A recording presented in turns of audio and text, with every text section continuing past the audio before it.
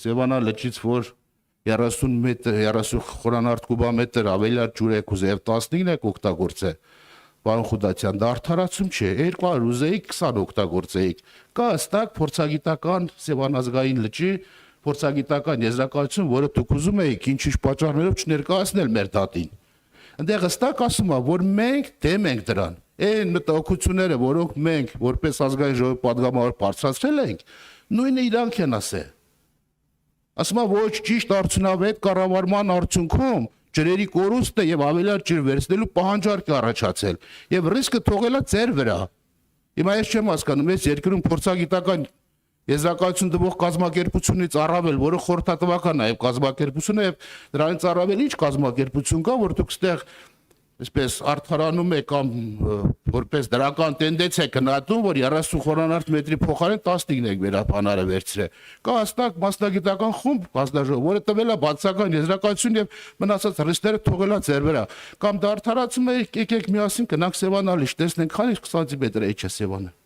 Նախորդ տարվա համեմատ։ 4-ը արցա մի խոսքով պատասխանեք մնացած եթե ինչ որ բան մնաց արձագանքի տեսքով կասեմ։ Բաղասան, չեմ արդարանում, շնորհակալ եմ հարցերի համար, արդարանալու բան չկա, ես կարծում եմ ոլորտի տարբերություն ձեր գործընկեր Արծվիկ Մինասյանի ավելի լավ եմ կառավարում,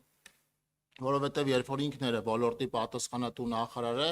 ջրառը եղել է Սևանից ոչ թե 183, ինչպես իմ ժամանակ, այլ եղել է 265 միլիոն խորանարդ մետր, դրա համար ճիշտ կանեք այդ հարցերի զգալի մասը Արծվիկ Մինասյանին տակ։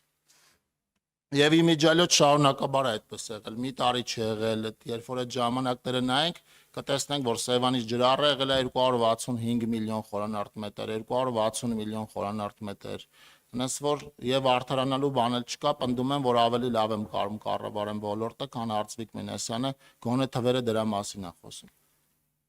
Ջրամբարների կառուցման մասով արդեն ասացի, որ 12 ջրամբարի մասով ձեռք կբերվեն տեխնիկա-տնտեսական հաշվարկներ եւ նախագծեր,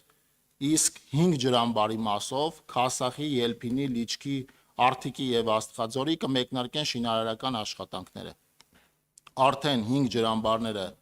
ուրեմն հանրային ներդրումային կոմիտեի կողմից արժանացել են, ուրեմն դրական եզրակացության, նախագծերը պատրաստ են եւ 2026-ին կսկսենք։